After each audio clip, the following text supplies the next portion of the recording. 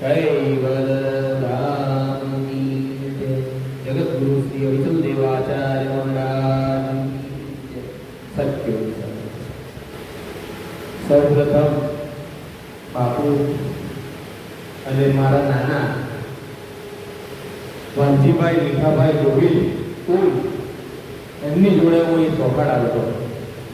નાનો હતો, લગભગ 5મી 6મી ભણતો હતો ત્યારે ના જૂના ઘરે અમે બાપુના ઘરે દાદા લઈ આવતા. ત્યારથી ચોપાડ ને હું જાણું. ત્યાર પછી વચ્ચે હું અટવાઈ ગયો, ભૂલી ગયો કે મમ્મી આવતા બહારથી ને મનોજભાઈ પપ્પા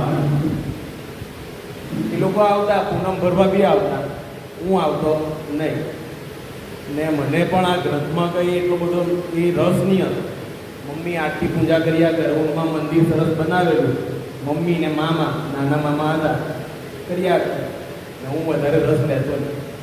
અચાનક ખબર નહીં મને એવી શું થઈ ગયું કે મમ્મીને પ્રોબ્લેમ થઈ ગયો. અને હું ત્યારે મારા મેરેજ પણ નહીં થયું.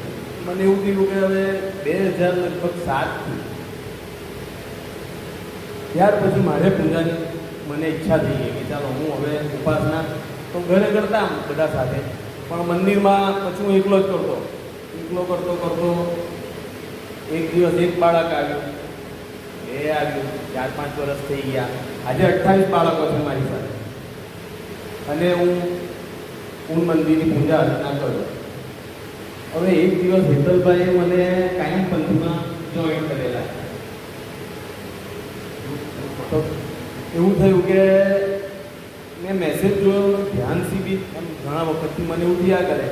હું લોકડાઉનથી લાખો રૂપિયા ફાઇનાન્સ કરતો, એમાં મારા ડૂબી ગયા.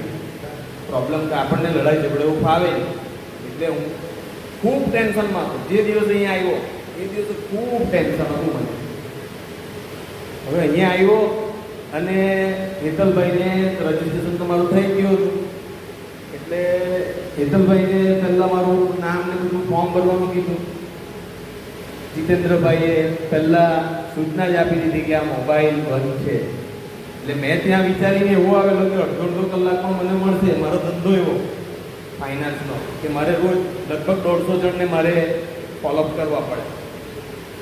તો જીતેન્દ્રભાઈ તો એકદમ સદંતર બંધ કરવા કીધું એટલે હું પાછો ડગમગી ગયો. પણ એક મનમાં પાછો સંકલ્પ કર્યો કે ધ્યાન શિબિર કરવું છે, એનાથી મને સ્ટ્રેસ રહેશે નહીં. એટલે વિચાર થયો કે ચાલો જે થાય. નાનો ભાઈ મને મૂકવા આવેલો હતો એટલે એમને કીધું ને એમને બધી મેં માહિતી બધી આપી દીધી 10 દિવસ કે હવે રહેવું જ છે ગમે તે થાય. એટલે હું અહીંયા આવી.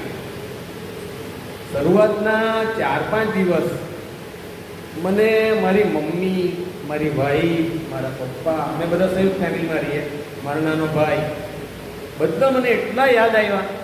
કારણ કે પગ એટલા દુખે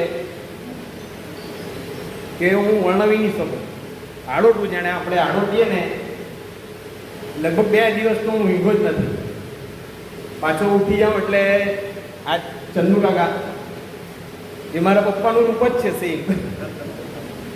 પાછા બોલે નહીં. મારથી એક દિવસ બોલાઈ ગયું તો 5મે દિવસે જીતેન્દ્રભાઈએ પાછું કમ્પ્લેન કરી. એટલે મને એવું લાગ્યું કે ચંદુ કાકાએ મારી કમ્પ્લેન કરી દીધી.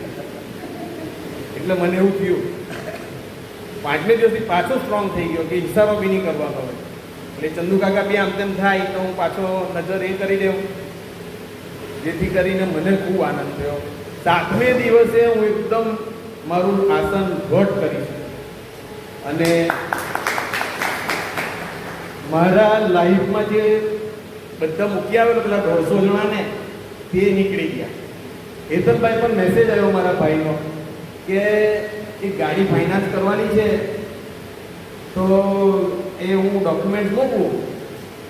તો હેતલભાઈ પણ મેસેજ મોકલ્યો, ડોક્યુમેન્ટ મોકલ્યા. મેં જોયા, મને બધું કીધું કે હવે તારે શું શું તને જોઈએ, તો હું બધું ભૂલી ગયો. જે મને જબાન પર રોજ મને યાદ હતું કે હમણાં આ માટે કયું ડોક્યુમેન્ટ જોઈએ, હું બધું ભૂલી ગયો. મારું માઇન્ડ આખું ડાયવર્ટ થઈ ગયું. ત્યાર પછી મને એવું થયું કે આ તો મૌન ચમત્કાર, મૌન અને ધ્યાન, એનાથી મને એવું થયું. અને હું આજે એકદમ રિલેક્સ મૂડમાં છું. ખરેખર એમ જોવા જાય તો એક આત્મહત્યાની બી મને એ હતી, પણ મેં આજે નહીં કરી. એક ધ્યાનમાં અહીંયા આવીને જીતેન્દ્રભાઈ અને હેતલભાઈને, તેથી કરીને હું એમનો ખૂબ ઋણી છું. અને બાપુ, પૂજ્ય બાપુને ખાસ મારા સત્ય અહીં મારી વાણીને વિરામ આપું. સત્ય છે.